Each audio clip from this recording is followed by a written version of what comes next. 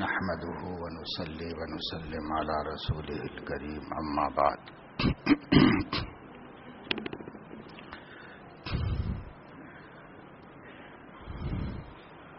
قال الله تبارك وتعالى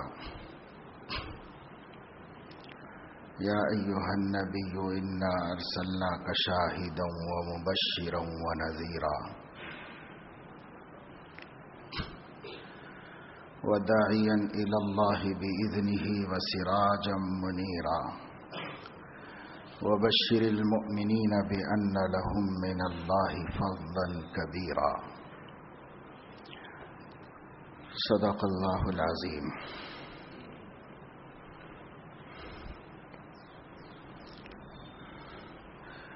اس دنیا میں اللہ رب العزت نے انسانوں کی ہدایت کا ذریعہ اپنے نبی اور اپنے وحی کو بنایا ہے.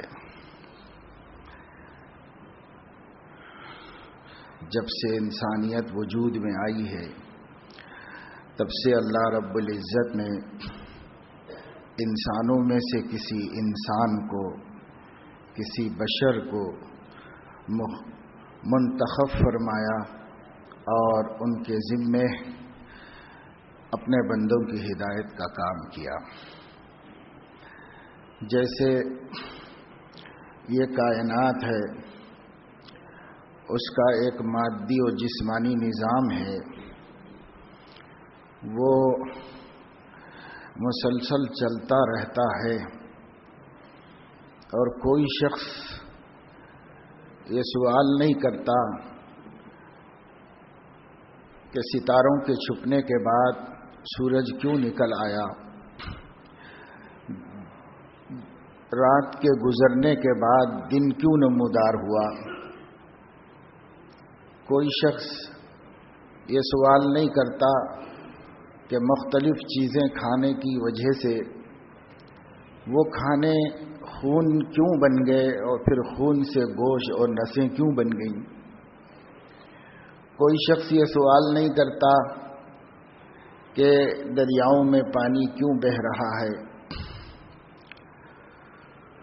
اور خاص موسم میں پھول کیوں کھلتے ہیں، خاص موسم میں درختوں پر پھل کیوں لگتے ہیں، سردی کے بعد گرمی کیوں آتی ہے. اس لیے نہیں سوال کرتا کہ یہ سوال بیکار ہے. اس سوال کا جاننا اور اس کا جواب تلاش کرنا ناممکن ہے. اس لیے کوئی اس کا سوال نہیں کرتا، لیکن سب کوئی یہ کہتے ہیں کہ ایسا ہوتا ہے، ایسا ہوتا ہے. اپنے آنکھوں سے دیکھتے ہیں، اپنے کانوں سے سنتے ہیں اور اس سے فائدہ اٹھا لیتے ہیں، لیکن اس میں کیوں کسی کا سوال نہیں ہے. بہت سے بہت کوئی عقل مند کہے گا تو یہ کہے گا کہ یہ کائنات کا نظام ہے جس سے انسانی زندگی کو طاقت ملتی ہے، تائید ملتی ہے. باقی ایسا کیوں ہوتا ہے یہ کوئی سوال نہیں ہے دنیا کے اندر. جس طرح مادیات میں، جسمانیات میں اللہ تعالیٰ کے بنائے ہوئے نظام پر کیوں کا کوئی سوال نہیں قائم ہوتا اور اس سوال کا کوئی جواب عقل انسانی کے پاس نہیں ہے، اسی طرح اللہ تعالیٰ کے بنایا ہوا روحانی نظام ہے. اس روحانی نظام سے اللہ تعالیٰ جب وقت آتا ہے نبی کو بھیجتا ہے، جب تک چاہتا ہے نبوت کو قائم رکھتا ہے، جب چاہتا ہے دوسرے نبی کو بھیجتا ہے، جب چاہتا ہے اللہ تبارک و تعالی شانہ آخری نبی کو بھیجتا ہے، اور جب آخری نبی کو بھیج دیتا ہے تو اس کی مشیت میں پھر نبوت کی ضرورت باقی نہیں رہتی، تو اسی نبوت کو قیامت تک کنٹینیو کر دیتا ہے، تسلسل کے ساتھ اسی سے دنیا فائدہ اٹھا لیتی ہے. اسی طرح اللہ رب العزت کائنات کے اس نظام کو بھی جب چاہتا ہے اپنے نیک بندوں کے لیے بدل دیتا ہے. اس بدلنے پر بھی کوئی کیوں کا سوال قائم نہیں ہو سکتا. اللہ تعالیٰ نے جب چاہا آگ کو جلانے کی خاصیت دی، جب اس کی مشیت ہوئی تو آگ کو گل و گلزار بنا دیا. جب تک اللہ نے چاہا چھری کو کاٹنے کی صلاحیت دی، جب اس کی مشیت نہیں ہوئی تو وہی چھری حفاظت کرنے والی ہو گئی ذبیح اللہ کی۔ اللہ تعالیٰ نے جب چاہا پانی میں ڈبونے کی خاصیت رکھ دی، لیکن جب اس کی مشیت ہوئی تو پانی کو راہ دکھانے اور خشک ہو جانے کا امر فرمایا اور اس کی صلاحیت عطا فرما دی۔ یہ اللہ تعالیٰ کی قدرت ہے، اور اللہ تعالیٰ اپنی قدرت سے جب اپنے نظام میں تغیر پیدا کرنا چاہے پیدا کر لیتا ہے، وہ اس کو بدل دیتا ہے۔ لوگوں کو نبیوں کے معجزات پر جو اعتراضات ہوئے ہیں وہ صرف اس وجہ سے ہوئے ہیں کہ انہوں نے اس کو نبی کی طرف منسوب کیا، نبی کے رب کی طرف منسوب نہیں کیا۔ اگر اللہ کی قدرت اور اس کی مشیت کی طرف منسوب کرتے تو یہ بات ہر ایمان والے کو، ہر عقل والے کو ماننی پڑتی ہے کہ جو جس چیز کا خالق اور مالک ہوتا ہے وہ اس چیز میں تصرف کا پورا اختیار رکھتا ہے۔ جب پروردگار عالم کائنات کا خالق اور مالک ہے، اور جب سے یہ دنیا وجود میں آئی ہے آج تک کسی غیر خدا نے کائنات پر اپنی ملکیت کا دعویٰ نہیں کیا، اور اگر کسی نے کیا تو دنیا کے عقل مندوں نے اسے عقل سے محروم قرار دیا۔ کسی نے بھی نہیں مانا، کسی نے بھی نہیں تسلیم کیا۔ صرف اللہ کا تنہا دعویٰ ہے، للہ ما فی السماوات و ما فی الارض، للہ ملک السماوات والارض، هو الذی خلقکم، هو الذی خلق السماوات والارض، فاطر السماوات والارض، بدیع السماوات والارض۔ اس کا اپنا اکیلا دعویٰ ہے، اور کسی اور کو نہ اس دعوے پر شک ہے اور نہ کسی نے اس کے برخلاف یہ دعویٰ کیا کہ نہیں یہ اللہ کی ملکیت نہیں، یہ فلاں کی ملکیت ہے، کسی نے بھی نہیں کہا۔ اور کسی نے اگر کبھی کہا تو اس کو عقل سے محروم قرار دیا گیا۔ تو اللہ تبارک و تعالی شانہ یہ جو اپنے نظام کو بدل دیتے ہیں، کبھی اللہ کی قہر کے ماتحت بدلتا ہے اور کبھی اللہ رب العزت کے مہر کے ماتحت بدلتا ہے۔ مثلا اللہ رب العزت نے پانی کو رحمت بنایا، زندگی کا سامان بنایا۔ قرآن میں فرمایا پانی ہی سے ہر چیز کی زندگی ہے۔ اللہ نے ہر چیز کو پانی سے زندگی دی ہے، لیکن یہی پانی جب اللہ تعالیٰ چاہتے ہیں ہزاروں لاکھوں بندگان خدا کے زندگی کو چھین لینے کا سامان بنتا ہے۔ جو بارشیں آسمانوں سے ہوئیں، جو سیلاب دریاؤں سے اٹھے، اور جو قہر اللہ رب العزت کا انسانوں پر اس کی مشیت سے برسا، تو اس وقت میں پانی زندگی کا سامان بننے کے بجائے موت کا سامان اور اس کا ذریعہ بن گیا۔ بادل آئے، لوگ خوش ہوتے ہیں، ہوائیں چلتی ہیں، طبیعتیں مچل جاتی ہیں، پانی کا انتظار کرنے لگتی ہیں، بادل چھاتے ہیں، ایک خوشی اور ٹھنڈک پیدا ہوتی ہے۔ وَهُوَ الَّذِي يُنَزِّلُ الْغَيْثَ مِن بَعْدِ مَا قَنَطُوا وَيَنشُرُ رَحْمَتَهُ وَهُوَ الْوَلِيُّ الْحَمِيدُ۔ وہی اللہ انہی بادلوں کے بارے میں فرما رہا ہے۔ سورہ ملک پڑھیے، کیا تم اس سے مامون اور نڈر اور بے فکر اور بے خبر ہو گئے کہ اللہ تعالی تمہارے لیے بادلوں سے آگ برسائے، بادلوں سے پتھر برسائے۔ اللہ رب العزت نے اس نظام کو اپنے قہر کے تحت جب بدلنا چاہا بدل دیا، اور مہر کے تحت بھی اللہ رب العزت نے بدلا۔ جو چیز عام طور سے انسانوں سے ہو نہیں سکتی، اللہ پاک اپنے خاص بندوں کے لیے اس کو کر کے دکھا دیتے ہیں۔ جو چیزوں کی فطرت ہے، جو ان کا نیچر ہے، وہ بالکل تبدیل ہو جاتا ہے۔ اللہ رب العزت نے جب چاہا موسیٰ علیہ السلام کی تائید کے واسطے لاٹھی کو اژدہا بنا دیا، اور جب چاہا اژدہا کو لاٹھی بنا دیا۔ یہ کوئی مسمرزم نہیں تھا، یہ کوئی نظر بندی نہیں تھی۔ اہل سنت کا ایمان ہے کہ اللہ نے اس لکڑی کو فی الحقیقت سانپ بنایا اور اس سانپ کو فی الحقیقت لکڑی بنایا. سنعیدها سیرتها الاولی، ہم اس کی اصلی شکل پر واپس لوٹا دیں گے. اللہ نے پھر واپس لوٹا دیا، کیونکہ اللہ کو قدرت ہے کہ اللہ تعالیٰ جو چاہے کرے. علی کل شیء قدیر ہے، اس لیے کر کے بتا دیتا ہے اپنی قدرت سے. حضرت موسیٰ علیہ السلام کا ہاتھ عام لوگوں کی طرح ہاتھ تھا، لیکن جب چاہتے اللہ رب العزت تو انہیں حکم ملتا، وہ گریبان میں ڈال کے نکالتے تو آفتاب کی طرح تاباں ہوتا، چمکنے لگتا تھا. بغیر کسی بیماری کے اور بغیر کسی لاحقے کے محض اللہ کی قدرت سے وہی ہاتھ آفتاب کی طرح روشن ہو جاتا تھا. یہ اللہ رب العزت کی قدرت ہے کہ وہ جب چاہے جو کر کے دکھا دے. اور اس کو قرآن کی اصطلاح میں آیات کہا جاتا ہے، آیات اللہ. حضرت موسیٰ کے بارے ہی میں اللہ تعالیٰ نے فرمایا کہ ہم نے ان کے لیے 9 آیات بینات، 9 کھلی نشانیاں ان کے لیے اللہ نے بنا دی تھی. انہی نشانیوں سے جس کو ایمان لاتا تھا ایمان لاتے تھے، اور جس کو نہیں لانا تھا نہیں لاتے تھے. لیکن اللہ نے نبی کی تائید کے واسطے اپنے مہر سے اس کو بدل دیا، خاصیت بدل دی، اصلیت بدل دی اللہ پاک نے.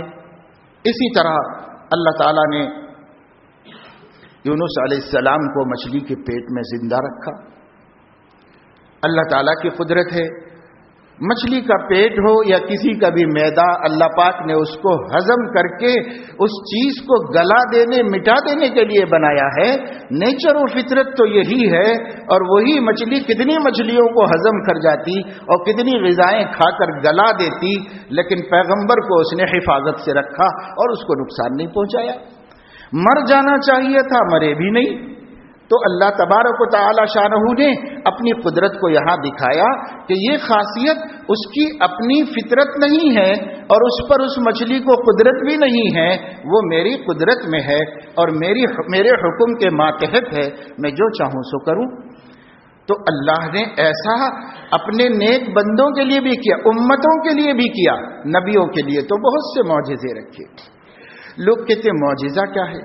معجزہ عربی زبان کا لفظ ہے، اس کے معنی ہے عاجز کر دینے والی چیز، یعنی دوسرے کو ایسا کر دکھانے سے عاجز کر دینے والی چیز، اس کو معجزہ کہتے ہیں. معجزہ عام سیرت کی کتابوں میں استعمال کیا گیا ہے. محدثین انہی چیزوں کو دلائل کہتے ہیں. قرآن میں انہی چیزوں کو آیات اللہ کہا جاتا ہے. احادیث میں دلائل النبوت کہا جاتا ہے. امام بخاری نے ایک کتاب کا عنوان قائم کیا اپنی بخاری شریف میں، باب دلائل النبوت. امام مسلم نے بھی باب دلائل النبوت قائم کیا. اس میں کیا ہے؟ اس میں سب معجزے ہی بیان کیے گئے. اللہ کے نبی صلی اللہ علیہ وسلم سے اللہ پاک نے ولادت سے قبل، ولادت کے بعد، نبوت سے پہلے، نبوت کے بعد، ہجرت سے پہلے، ہجرت کے بعد اللہ تعالیٰ نے، اور پھر اللہ تعالیٰ نے ان کے دنیا سے پردہ فرما جانے کے بعد جو قدرتیں اپنی دکھائی ہیں نبی کی نسبت سے، وہ قدرت تو اللہ کی ہے لیکن نسبت پیغمبر کے ساتھ ہے اس کی.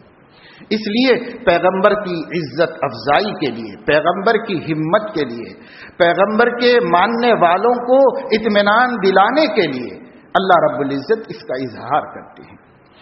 علماء فرماتے ہیں انبیاء کی جو مدعو قوم ہوتی ہے، یعنی جس کے سامنے انبیاء دعوت دیتے ہیں، وہ 3 طرح کے لوگ ہوتے ہیں.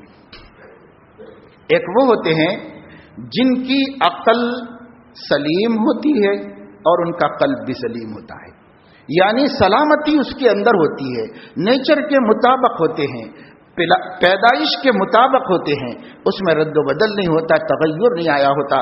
تو ان کی عقل اور دل کی سلامتی جب پیغمبر نبوت کا دعویٰ کرتا ہے تو خود نبوت کی ذات کو دیکھ کر ایمان لانے پر مجبور کرتی ہے، اور وہ لوگ صرف ہستی کو دیکھ کر مسلمان ہوتے ہیں. جیسے خدیجۃ الکبریٰ حضرت محمد صلی اللہ علیہ وسلم پر ایمان لائی، ایک معجزہ بھی نہیں دیکھا انہوں نے، किसी भी मौजज़े को देखने से पहले ईमान लाई रसूलुल्लाह सल्लल्लाहु अलैहि वसल्लम के खुलुक के हवाले से कि आप तो यतीमों पर तरस खाते हैं, बेवगान के लिए कमाते हैं, मकरूजों के कर्ज का बोझ उतारते हैं, लड्डे वालों को बाहम मिलाने के लिए तगो दो करते हैं, अमन के क़ियाम में आप सही करते हैं, आपको अल्लाह ज़ाया नहीं करेगा। लगता है कि अल्लाह रब्बुल इज़्ज़त आपको अपनी बंदों की हिदायत के लिए कबूल फरमाया है। हुजूर अकरम सल्लल्लाहु अलैहि वसल्लम ने जब अपने को नबूवत मिलने का इजहार किया तो बीवी ने बगैर किसी दलील खारिजी के ईमान कबूल किया, मुसलमान हुई, शहादत दी और सबूत सिर्फ आपकी ज़ात थी, कोई मौजज़ा नहीं था, कोई दलील और कोई बय्यना सामने नहीं था, सिर्फ आपकी ज़ात उनके सामने थी।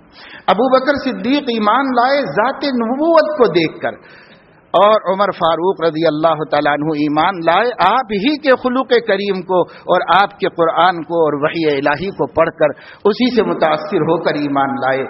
उस्मान गनी ने भी आपको देखकर ईमान कबूल किया, अली मुर्तज़ा ने भी आपको देखकर ईमान कबूल किया और भी अस्साबिकून अल अव्वलून में जितने सहाबा हैं सब ने हमारे नबी को नबी की ज़ात की बुनियाद पर सच्चा माना और इस्लाम कबूल कर लिया।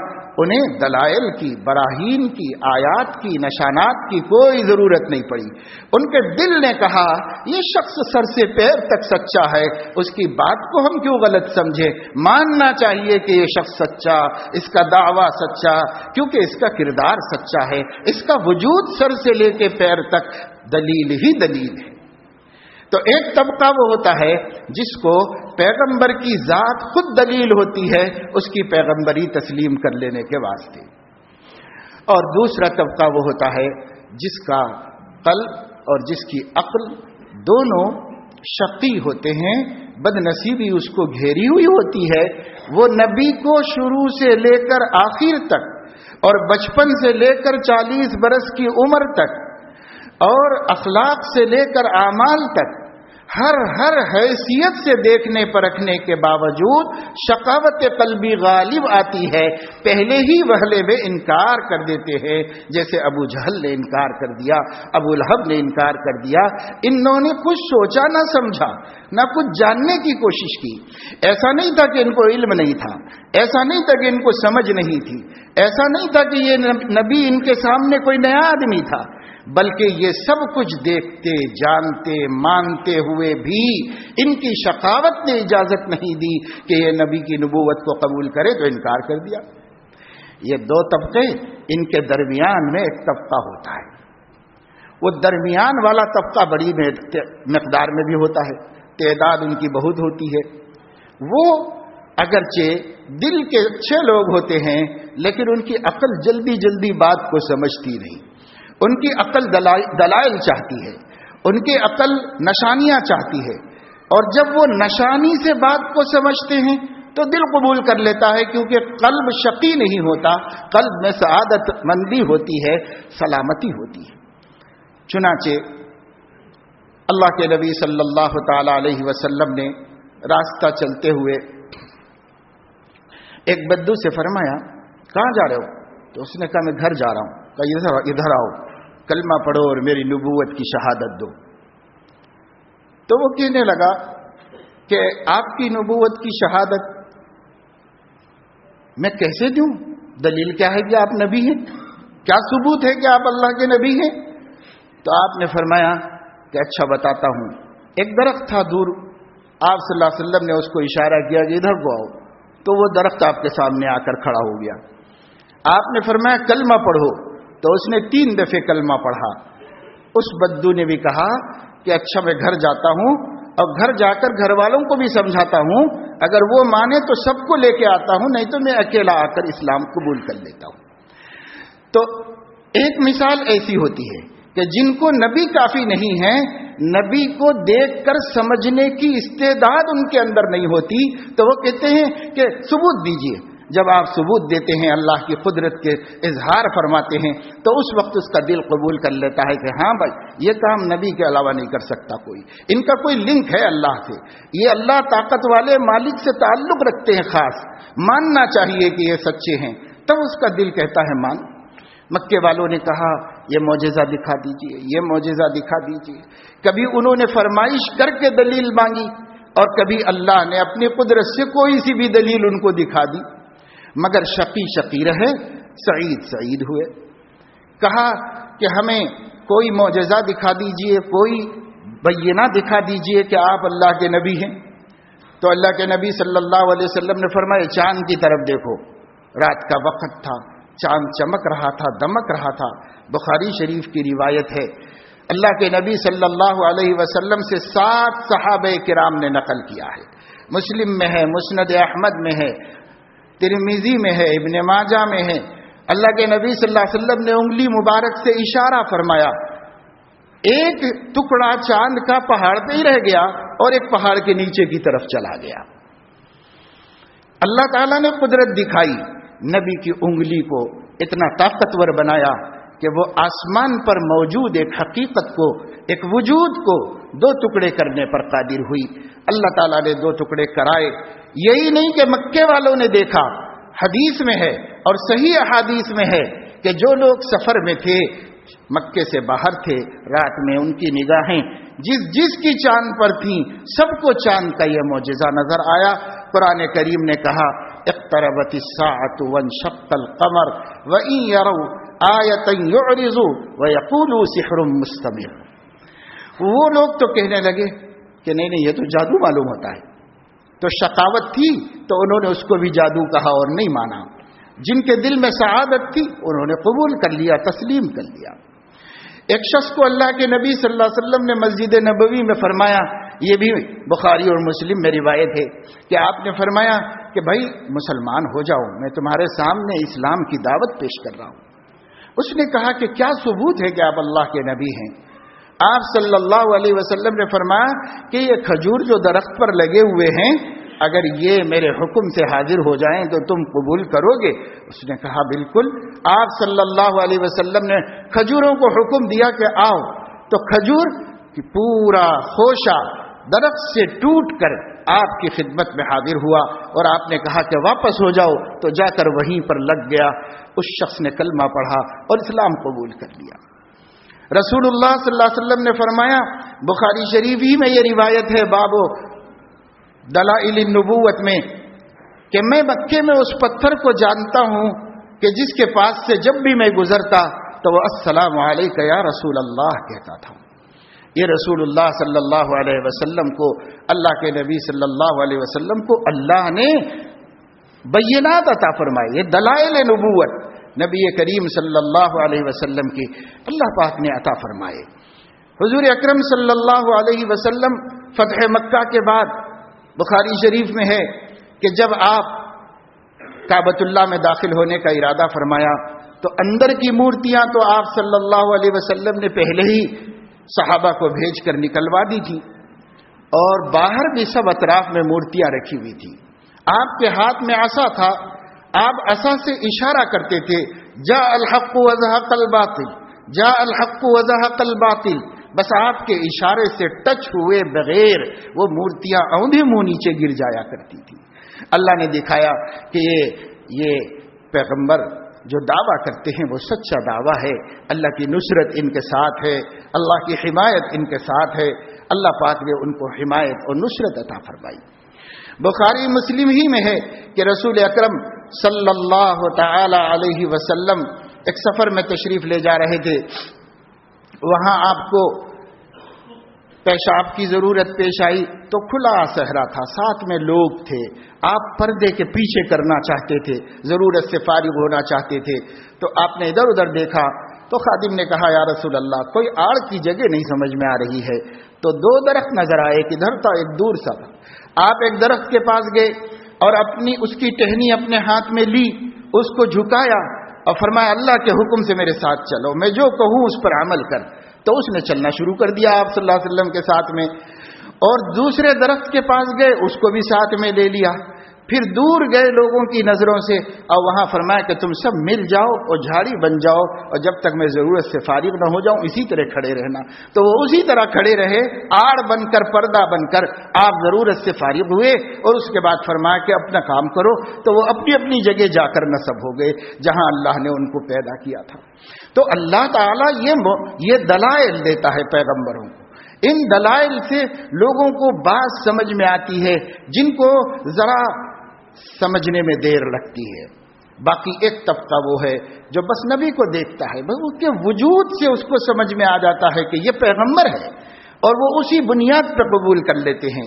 یہ سابقون الاولون ہیں, یہ اعلیٰ درجے کے لوگ ہیں اور یہ بھی بڑھیا لوگ ہیں جنہوں نے نبی سے معجزہ طلب کیا, دلیل مانگی اور نبی نے دلیل دی تو انہوں نے اس دلیل کو قبول کر لیا اور عمل کر لیا. صحیح بخاری میں ہے کہ رسول اللہ صلی اللہ علیہ وسلم کے لیے ایک انصاری خاتون نے کہا کہ میرے پاس کچھ لکڑیاں آئی ہیں, میں چاہتی ہوں کہ آپ کے لیے ایک ممبر بنا کر مسجد میں رکھا دوں, آپ اس پہ کھڑے ہو کے خطبہ دیا کریں تاکہ لوگوں کو اچھی طرح آپ نظر آئیں. اور پہلے نیچے ہی کھڑے تھے, آپ نیچے ہی کھڑے کے خطبہ دیا کرتے تھے. تو اللہ کے نبی نے اس کو پسند کیا, فرمایا ٹھیک ہے, اجازت دے دی. آپ کی اجازت کے بعد وہ ممبر بن کر آیا. جب ممبر مسجد میں رکھا گیا اور جب پہلی دفعہ اللہ کے نبی اس درخت کو چھوڑ کر جس سے ٹیک لگا کر سہارا لے کر خطبہ دیا کرتے تھے اس پر جا کر خطبہ دینے لگے تو حدیث میں آتا ہے 11 صحابہ کرام نے اس کو روایت کیا ہے اور بخاری میں